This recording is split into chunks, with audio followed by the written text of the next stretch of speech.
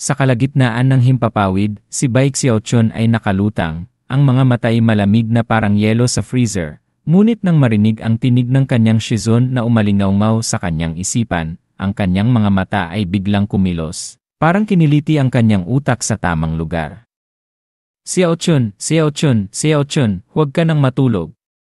Ang sagot na umaalingaw sa isipan ni Baek Xiaochun ay nagpagulat pa sa kanya. Sa huli, pagkatapos ng isang matinding pagtatalo sa kanyang kalooban, ang kanyang mga mata ay muling naging buhay, nagliliwanag sa pamilyar na kasiglahan. Si Baek Xiaochun ay lumipad pababa at dumapo sa tabi ni Ye Junlin, masunuring nagkikip-kip kamay. Shizun. Si Ye Junlin ay huminga ng maluwag at ipinagpatuloy ang paghaplos sa ulo ni Baek Xiaochun, sinasabing, ito ang alaga kong daga, walang kailangan baguhin. 10,000 mga katutubo ang sabay-sabay na nagnanganga. Ang kanilang pananaw sa mundo ay nawasak ng walang awa, at ang kanilang mga ekspresyon ay parang nakatuklas na hindi maaaring pagsamahin ang bagoong at yogurt. Ang isang dalo immortal tree ay sumasamba bilang disipulo ng isang human race, at nakita ni Ye Junlin na dumating na ang kanyang pagkakataon, agad siyang nagpakawala ng isang banayad, ngunit mapanlin lang ng ngiti. Palihim na bumubulong kay Baek Xiaochun, Xiaochun, makinig ng mabuti. Ngayon, gawin mo lamang ang sinasabi ng Shifu. Tumango si Baek Xiaochun, ang kanyang ekspresyon ay parang nauunawaan niya, ngunit hindi sigurado kung ano ang nauunawaan niya, ngunit mukhang sagrado pa rin. Umubo siya ng ilang beses upang magbigay ng impresyon, at pagkatapos ay seryosong nagpahayag, pakinggan niyo. Ang pagguho ng lihim na kaharian ay itinakda ng Heavens Dao. Hindi ito kasalanan ng sinuman. Ngunit huwag kayong mag-alala. Kayo ang mga nasasakupan ko. Hindi ko kayo pababayaan. Huwag kayong mag-alala, mga mahal ko. Pagkatapos niyang magsalita, ang mga dayuhang tribo, na tuliro na parang mga manok na nawawala, ay biglang napuno ng sigla, na parang nakabawi sila ng pananampalataya sa buhay. Nakikita ang sitwasyon na umuusad, nagpatuloy si Ye Junlin sa kanyang pagyayabang, ang kanyang tono ay kaswal, ngunit ang bawat salita ay parang naglalagay ng asin sa puso. Ang upper heaven ay may bertud ng pagmamahal sa buhay. Kung gayon, hayaan niyong ang aking mga nasasakupan ay sumali sa Xuanchen sect. Poprotektahan ko kayo, ituring niyo na ito ay isang pagkakawang gawa. Pagkarinig nito, sumang-ayon din si Baek Xiaochun, na nagkikip-kip kamay na parang labis na nagagalak. Maraming salamat, Shizun, sa pagbibigay ng biyaya. Sa sandaling iyon, isang dayuhang tribo na maputla ang mukha at nagtataka ang nagtanong, ngunit, Immortal Tree, ang ginagawa mo ba ay makatwiran? Nang hindi naghihintay ng kalahating segundo, si Baek Xiaochun ay sumulyap ng matalim, ang kanyang mga kamay ay nasa likod, ang kanyang tinig ay malamig na parang yelo, o, nagdududa ka ba sa akin? Sa pagbigkas ng mga salita, ang temperatura ay bumaba, ang dayuhang tribo ay natakot sa punto na hindi siya makatayo ng matatag, ang kanyang tinig ay nanginginig, hindi po. Nagtatanong lamang po ako ng pabiro. Ang mga katabing dayuhang tribo ay hindi na kailangang sabihin, sila ay tahimik, hindi naglakas loob na huminga ng malakas. Sa Lachen Secret Realm, ang paggalang sa dalo Immortal Tree ay nakaukit na sa kanilang mga buto. Ngayon, nakikita ang Immortal Tree na personal na nag-uutos, alam lamang nila na sundin ng masunurin, nang hindi na kailangang magtanong pa. Sa gayon, ang paghihimagsik na inaakalang malapit ng sumiklab ay sa huli ay nadurog sa simula pa lamang sa isang napaka-artistikong paraan. Mabuhay ang Immortal Tree! Sambahin ang Immortal Tree! Mangyaring gabayan niyo kami, ang mga ligaw na nasasakupan na ito. Mangyaring ipagkaloob ninyo sa amin ang iyong proteksyon. Ipinapangako namin na hindi na kami mangangahas na sumuway muli. Sa sandaling ito, ang tinig ng sistema ay umalinggaw sa isipan ni Ye Junlin, malumanay ngunit sapat upang maging sanhi ng pagkinang ng kanyang mga mata. Ding! Binabati kita sa iyong host sa pagkumpleto ng misyon. Ibinibigay ang gantimpalang Daily Almanac. Ang Daily Almanac ay nagbubukas ng isang espesyal na puwang sa paglilinang. Ang paglilinang ng 100 taon sa loob ay katumbas lamang ng isang araw sa labas. Mukhang kahanga-hanga, ngunit tumugon lamang si Ye Junlin sa sistema ng may pagwawalang bahala, ano? Sa sistema na sumusuporta sa akin, ang bagay na ito ay hindi naiba sa isang expired instant noodles. Wala itong silbi, ngunit ang pagkakaroon nito ay hindi rin naman kawalan dahil sa katunayan, hindi ko kailangang magpakapagod para maglinang. Nang dumating ako sa mundong ito, ang aking layunin ay hindi upang magpawis at magpakahirap sa paglilinang.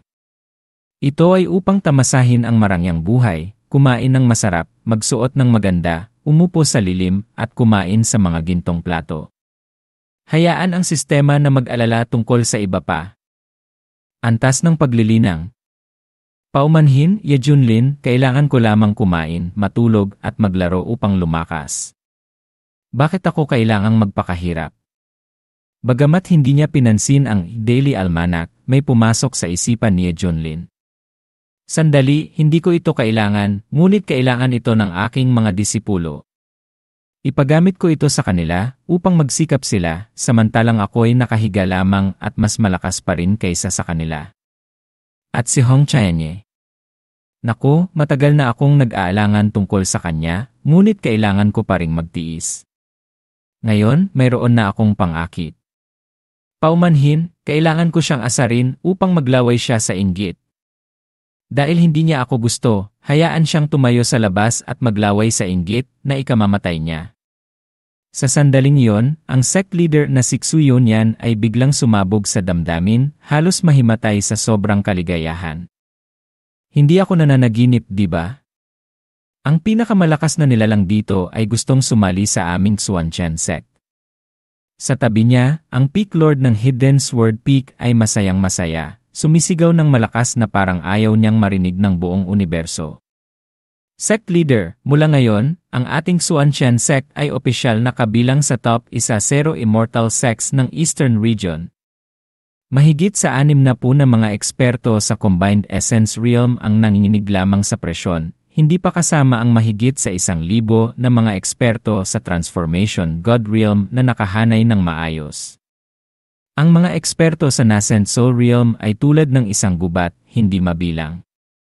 Ang mga eksperto sa Golden Core Realm ay nakakalat na parang ulan, imposible itong bilangin. Ang Peak Lord ng Heavenly Fragrance Peak ay hindi na kailangang sabihin, tumatalon siya at nakangiti mula tainga hanggang tainga. Kung gayon, mula ngayon, mayroon na tayong pangalan at reputasyon. Walang mangangahas na manlait sa ating sekta bilang isang fly-by-night sect. Sa isang sulok, si Ouyang Feng ay nakatayo na parang rebulto, walang ekspresyon sa kanyang mukha, ngunit ang kanyang puso ay sumisigaw, bakit ganito kabilis? Naglaro lamang ako ng kaunti at bigla na lamang silang lumakas. Hindi ko man lang alam kung ano ang nangyayari. Ang mga cultivator ng Desolate Heaven State ay hindi na nangahas pang magpakita ng pagpipigil, sabay-sabay silang nagpahayag ng lubos na paghanga, na parang isang fan na nakakita ng kanyang idolo. Sinabi ko na sa inyo, mahusay si Echanjun. Tunay na hindi ako nagkamali ng paniniwala. Tinitignan ang mga dayuhang tribo na mas masunurin pa kaysa sa mga tuta. Si Bai Xiaochun ay masayang nagbubulong kay Ye Junlin, Shizon, na gawa na ni Xiaochun. Sinasagot nila si Xiaochun ng may paggalang. Pagkarinig nito, ngumiti si Ye Junlin na may kasiyahan, mahusay. 100 puntos. 100 puntos. Si Shifu ay labis na nagagalak. Pagkatapos ay nagtanong siya ng karagdagang tanong upang makasiguro, mayroon bang anumang impluensya ang kalooban ng Daluo Immortal Tree sa iyo? Kumurap-kurap si Bai Xiaochun, at pagkatapos ay sumagot ng walang pag-aalala, wala, Shizon. Simula nang magising si Xiaochun, tahimik na siya. Wala akong naririnig na anumang ingay. Tumango si Ye Junlin at naging magaan ang pakiramdam. Kung gayon, iyon ay mabuti. Tila hindi masama ang magmana ng kaunting kalooban ng Daluo Immortal Tree. Kahit papaano ay matatakot ko ang mga dayuhang tribo na makakatipid ng pagod ko sa pagbabanta. Ang mapayapang Blue Province ay biglang naging magulo nang ang gintong lumilipad na barko ay pumunta sa Wuhua Sect, na nagdulot ng pagtigil at pagtingala ng maraming disipulo na kumakain. Sa barko, si Holy Son Chen Xiao ay mukhang nakakaawa na halos hindi na makilala. Ang kanyang mukha ay maputla na parang hindi kumain ng 3 araw. Ang kanyang mga mata ay malalim na kulay itim na parang naglalaro ng buong gabi at ang kanyang espiritu ay hindi na kailangang tanungin. Pagod na halos kailangan niya ng tulong upang makalakad. Ang mga disipulo ng Wuhua sect na nakatayo sa paligid ay labis na nagulat. Ito ba ang ating maaraw at makintab na Holy Son? Hindi pa siya nagiging masigla, bakit ang kanyang mukha ay ganito? Sa kanilang impresyon, si Chen Xiao ay palaging puno ng sigla, kahanga-hanga, at ang kanyang paglalakad ay parang kulog at hangin. Ngunit pagkatapos ng isang paglalakbay sa desolate heathen state, bumalik ang Holy Son na ito na may malalim na depresyon. Isang elder ng enforcement hall ang kinakabahang tumakbo. Holy Son, anong nangyari sa'yo? Sinong gumawa nito sa'yo? Nasaan ang 9 na inner sect elders? Nasaan ang iyong mga kasama? Bago siya nakapagtanong ng detalyado, si Chen Xiao ay malungkot na bumulong sa isang mahinang boses, gusto kong makita si Shizun kaagad. Lunok ng laway ang enforcement hall elder, at maingat na tumugon, Holy Son, ang Great Young Venerable ay nasa pagkakakulong. Maaari bang tanungin kung anong nangyari? Nasaan sina elder yan at ang mga kasama? Pagkarinig nito, tumawa si Chen Xiao, ngunit ang tawa ay parang isang pigil na iyak, puno ng sakit at kapaitan. Patay na! Patay na silang lahat! Ang sigaw ay parang kidlat na tumama sa mga disipulo ng Wuhua sect na nakatayo sa malapit, na parang nag-freeze, ang kanilang mga mukha ay maputla at nanginginig ang kanilang mga kamay. Nagtinginan sila sa isa't isa na may matinding pagkabigla. Ano? Patay na silang lahat? Ito ay 9 na inner sect elders, na pawang malalakas na eksperto sa combined essence realm. Hindi sila ang mga palpak na madaling nabubuwal kapag nahaharap sa hangin. Isang malakas na pormasyon tulad nito ay nabura ng malinis sa isang liblib na lugar tulad ng desolate heathen state. Pagkatapos ay nanginginig na nagtanong ang enforcement hall elder, Holy Son, sino ang may gawa nito? Sabihin mo sa akin upang maiulat ko ito sa sekta. Itinaas ni Chen Xiao ang kanyang ulo, ang kanyang mga mata ay pula, tulad ng 2 nagliliyab na uling, ang kanyang mukha ay baluktot sa matinding pagkapuot. Nagngangalit ang kanyang mga ngipin na parang gustong durugin ang kanyang kaaway sa kanyang isipan.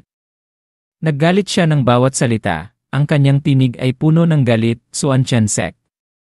John Lin. Nang kumalat ang nakakagulat na balita, ito ay parang isang kategorya 900 at 99 na bagyo na sumira sa buong eastern region na nagdulot ng pagganganga ng mga cultivator, bata man o matanda, na hindi na nagawang magsara ng bibig. Hindi na kailangang sabihin ang mga cultivator, sila ay nagpasa ng mga balita ng mas mabilis kaysa sa mga kalapati. Ang impormasyon ay kumakalat mula sa isang dulo ng nayon papunta sa kabilang dulo sa bilis ng kidlat. Ang mga reporter ng Cultivation World ay sinamantala ang gintong pagkakataon, sumisigaw ng malakas na nagbebenta ng dyaryo. Nagbebenta ng dyaryo, nagbebenta ng dyaryo. Hot news, read it while it's hot. Para sa 2 lower grade spirit stones lamang, makukuha mo na ang hot news. Ang hindi bibili ay maiiwan. Hawak ang dyaryo sa kanilang mga kamay, nanlaki ang mga mata ng mga cultivator at bumulong ng hindi makapaniwala. Totoo ba ito? Hindi ba ito peke? Ang Holy Son ng Wuhua sect ay tinumba ng isang babaeng nakapula. Nawala ang Wuhua sect ng 9 na eksperto sa combined essence realm. Ang may gawa ay ang Peak Lord ng Misty Peak ng Xuanchen sect. Ang Xuanchen sect, isang ancient immortal sect na nagtatago sa desolate heathen state, ay lumitaw. Opisyal na idineklara ng Wuhua sect ang digmaan sa Xuanchen sect. Pagkatapos magbasa, maraming tao ang halos mabulunan sa pagkabigla. Ang Holy Son ay ang hindi matatalong simbolo sa puso ng mga tagahanga ng Wuhua sect, ngunit ngayon ay madali na siyang natalo. Tunay na gumuho ang paniniwala ng walang preno. Ang mga Tiafang at Lucha ay agad na naging mga lugar para sa mga pagpupulong at talakayan. Ang mga argumento tungkol sa kung sino ang tama at kung sino ang mali ay narinig sa lahat ng dako, hindi naiiba sa isang nabasag na palengke. Narinig niyo na ba ang balita? Ang Wuhua sect ay naging labis na galit. Ano ang holy zone na ito, tinamaan ng isang babaeng nakapula? Labis na nakakahiya. Marahil ay nagkataon lamang iyon, ngunit ang Wuhua sect pa rin ang huling boss sa Eastern Region. Ngunit mabilis, ang mga walang trabahong cultivator ay nag-uusap ng nagkakagulo, ang kanilang mga mukha ay kasing higpit ng mga string. Mga berdeng gisantes, nagbago na ang panahon. Mula ngayon, hindi ko na mangangahas na manlait sa desolate Heaven State bilang isang liblib na lugar. Hindi lamang nila alam kung paano magtanim ng kamote, ngunit nangahas din silang gumamit ng mga eksperto ng Wuhua sect. Well, totoo na mayroon niyang ilang dugo sa Xuanchen sect, ngunit ang mang-asar sa Wuhua sect ay tulad ng paghuhukay ng libingan para sa iyong sarili. Ang labanang ito ay hindi magtatapos sa anumang sorpresa. Eksakto. Ang Wuhua sect ay hindi isang maliit na sekta lamang. Ito ay isang napakalakas na puwersa sa cultivation world na nakabuo na ng mga immortal sa nakaraan. Ang kanilang background ay malalim na hindi maaaring galugarin. Hindi ito isang bagay na maitatago ng ilang lumang kumpol sa desolate Heaven State. Saksuan kong temple, kung saan nagtipon ang mga monghe upang talakayin ang mga bagay, hindi sila masyadong maawain.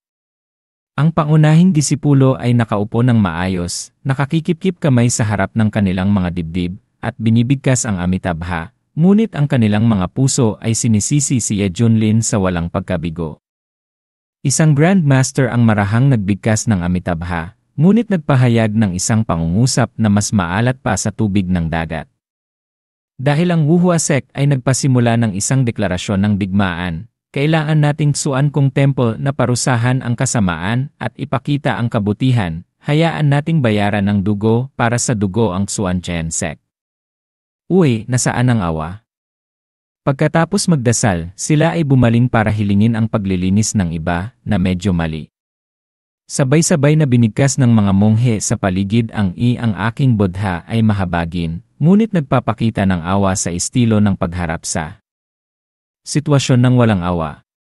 Hindi nagtagal ang mga tao, at agad na inihayag ng Xuan Kong Temple ang impormasyon sa publiko, direktang naglagay ng etiketa ng Evil Sect sa noo ng Xuanchen Sect at itinalaga kay Ye Junlin ang titulo na White Hair Devil. Nang aakit din ito sa mga taong may parehong pag-isip na magtrabaho ng sama-sama upang parusahan ang kasamaan, at mas maraming tao ang nagpunta, mas masaya. Habang naghahanda ang Eastern Region para sa isang walang katapusang away, ang desolate Heaven State, na dating tinatawag na nakalimutang sulok ng cultivation world, ay biglang nagkaroon ng isang kamangha-manghang pagbabago.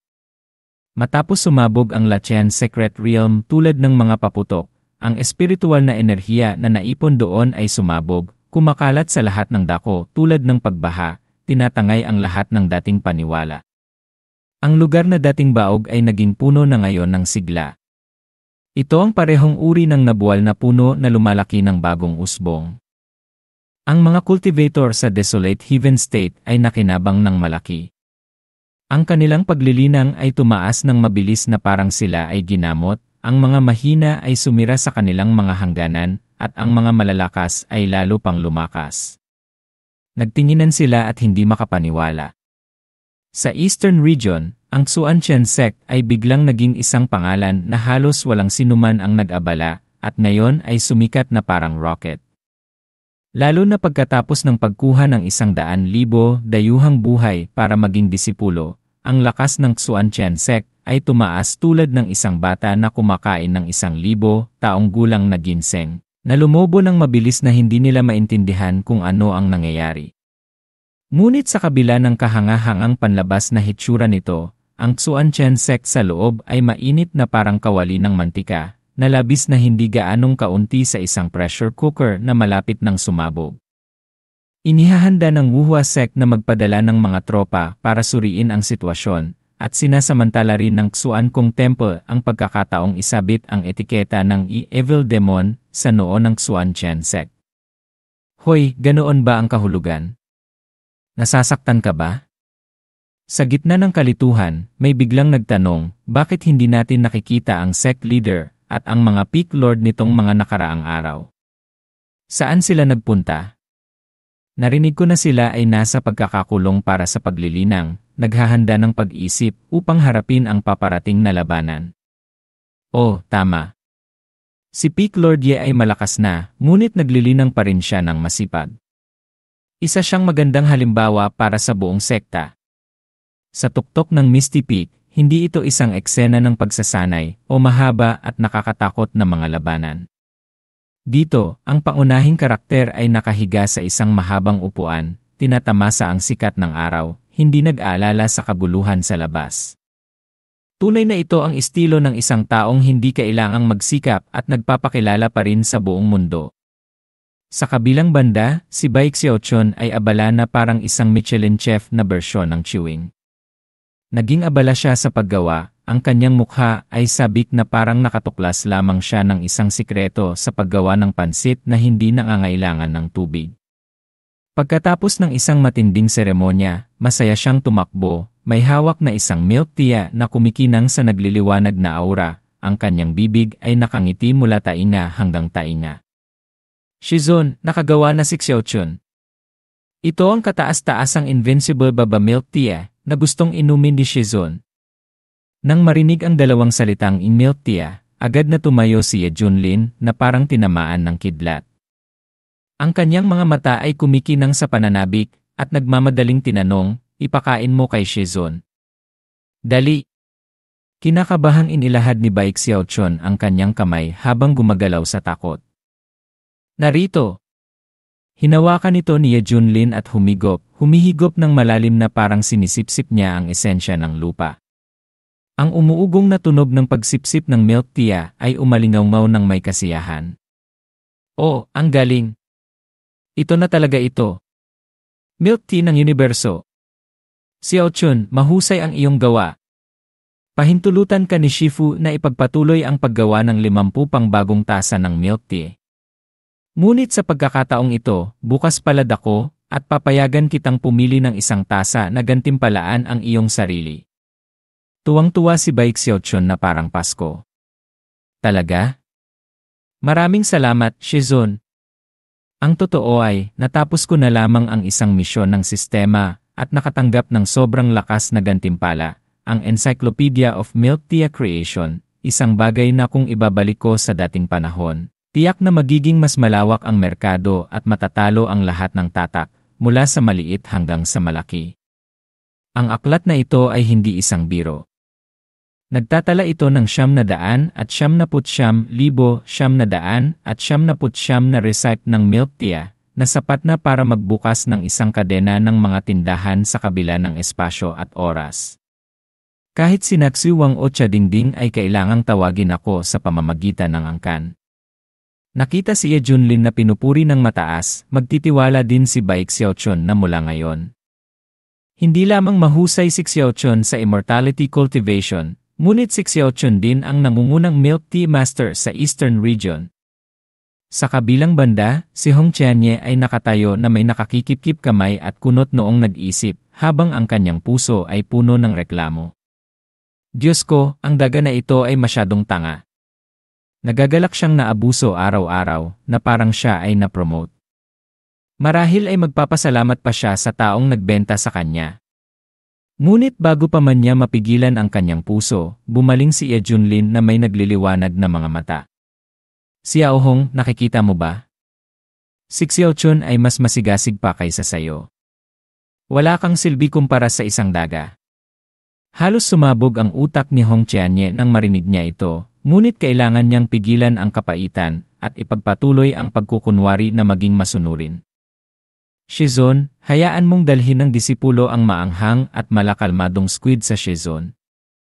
Pagkatapos ay dinala ni Hong Qianye ang ulam ng squid, lumapit, nakaluhod ng kalahati, ibinigay ito, at may matamis na boses na inanyayahan si Shizun na tamasahin ito. Kinamayan ni Ye Junlin ang isang skewer ng squid, dahan-dahang inilagay ito sa kanyang bibig, at kumain ng ingay na madulas, ang galing.